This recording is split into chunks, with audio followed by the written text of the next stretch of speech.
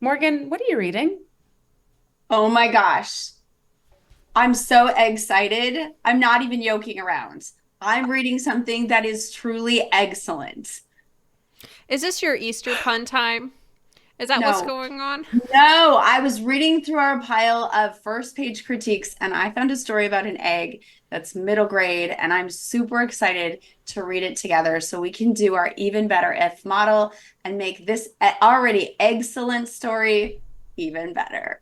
I love it. So we're doing first page critiques then. First page critiques, yes. So if we're doing that, I'm Teresa. I'm Morgan.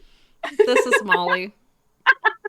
You all see what my life is, right? Okay. As long as we've. Every day. Every day. Morgan She has. Wait. Morgan has hatched this scheme from right underneath our noses.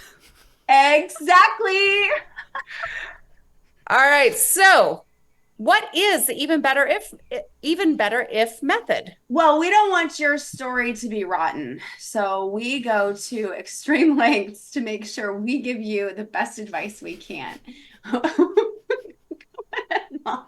So we start by pointing out the things that we love in your story.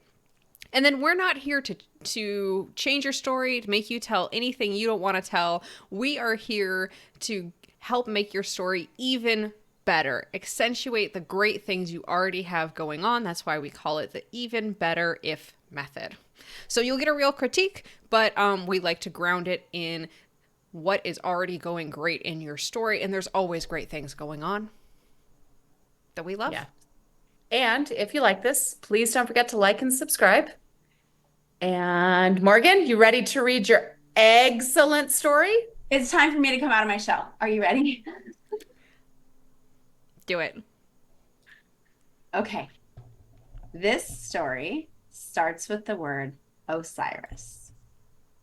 Osiris raises his sword towards two giant monsters with six large eyes, reptilian skin, 10 horns, and sharp fangs. The first monster picks him up and tries to eat him. He stabs its hand. It roars and lifts him and opens its fingers.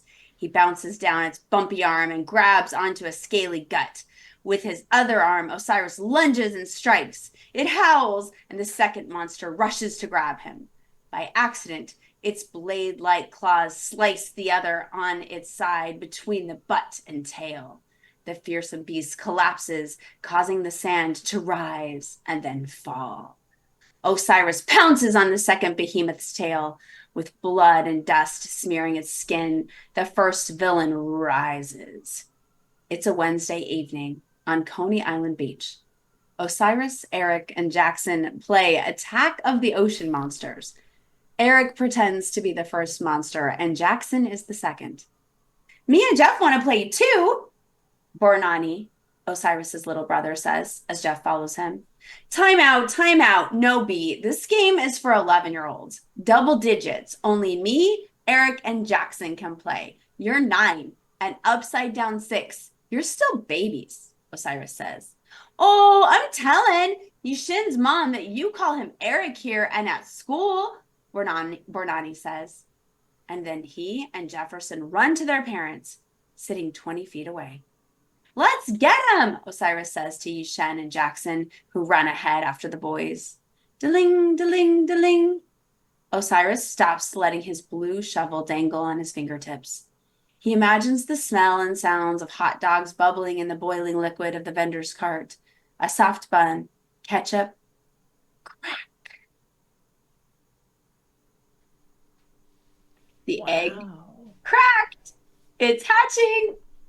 I was gonna say you're cracked, but You're welcome. we're That was a all good reading. You did that good. was great.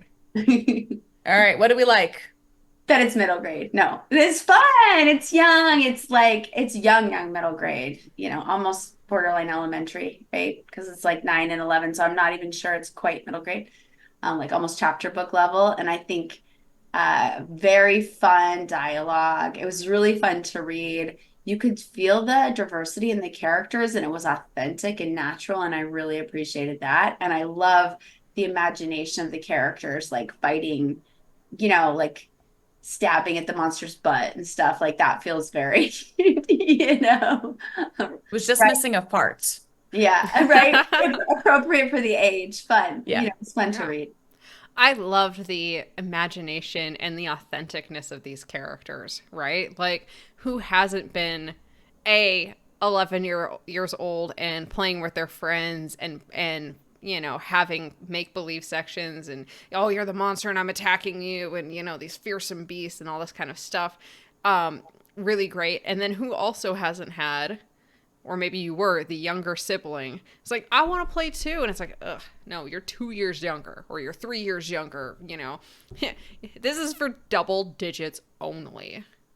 Get out Yep. of here. You're babies. Right. Like, it Mhm. feels like so authentic and real. And I loved it. I thought it was great. Yeah, I did too. I liked, first of all, the turn where it starts off kind of in this fantasy, bloody environment, and then it turns into just a bunch of kids playing on the playground. And then I loved that this author worked sound into it with the ding-a-ling, ding-a-ling, ding-a-ling, and then the crack too. Very difficult to do. It's not something people instinctually think of doing when they write. So great, great job. Even better if anybody want to go first? I can go first. Go Hmm. first. I had a hard time with spacing. So if I'm in the sand playing, where is the vendor? Where are the parents? Like I felt a little bit discombobulated in the sense that like I felt like the camera was like swinging angles a little bit and I wanted a little more grounding. Like, is it clear up? Is the vendor clear up away, or are they like literally in a cart right in front? That was kind of difficult. And also, if the focus is like on the egg or the crack or whatever, what is the point of like the hot dog smell? Like, is that really necessary? And I don't know because I don't know what the best choice here is. But for me, I was like, oh, I think maybe I would have rather stayed more intimate and gone like smaller down to the crack or something, just so that the focus was maybe a little more clear because I just had a hard time understanding like distance between things. Mine is related to this. It is for me, I really love how vivid that first paragraph is, but then it kind of takes a turn and it was a little it was hard for me because I was really, really detailed in that moment with that first paragraph, and then the rest, I felt like I was playing catch up in terms of there were a lot of characters all at once, and I didn't know where anybody was.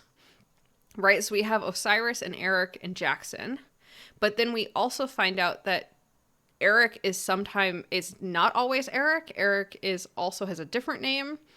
And then we also have Bornani, and we have Yeah, somebody else. Yashin? Somebody's that's Eric's Ethan. other name. Yeah, Ishan is Eric's other name. But Yeah. um but there's at least one other little kid And because Osiris Jefferson. says that maybe that's what it Nani is. It or says Nani. you're still babies, Osiris says. Hmm. So there must be someone with Bornani who's a younger kid. Um it maybe I don't know. So there's just a lot of people, and then there's Yishen's mom, and there's the parent, and yeah. So I'm just getting like there's just a lot all at once, especially with names and ages and people, and I'm not sure where people are at that time. Yeah, I see this a lot when I do editing, where I feel like because usually your first page and often first chapter have been so picked at over and over and over again, the author actually loses sight of what the reader is aware of because the author has built the world so thoroughly in their mind.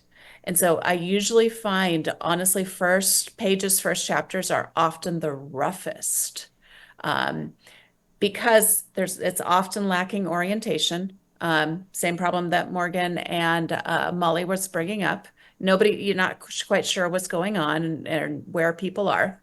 Um, and I say this all the time, really, really important, your first couple of pages Introduce minimal characters.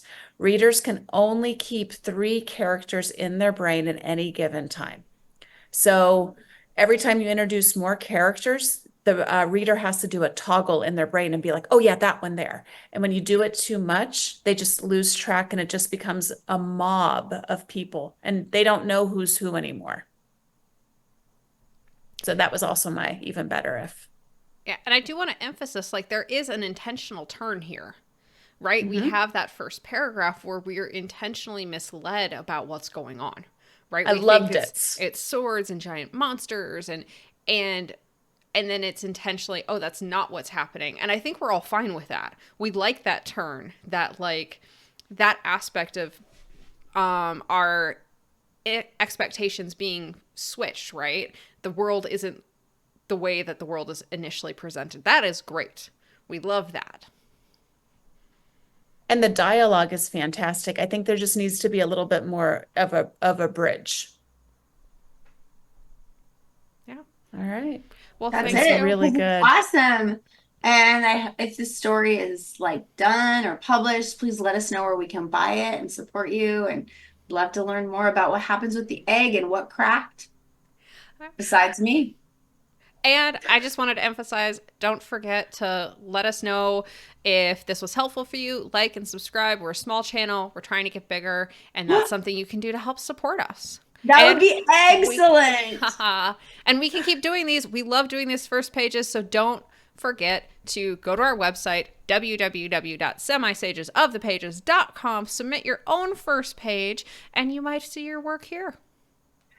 And if you're the author, comments below, let us know. Let us know if this helped you or not. So thank you so much for submitting. All right. What are we all still doing here? Bye. Yeah, We got writing to do.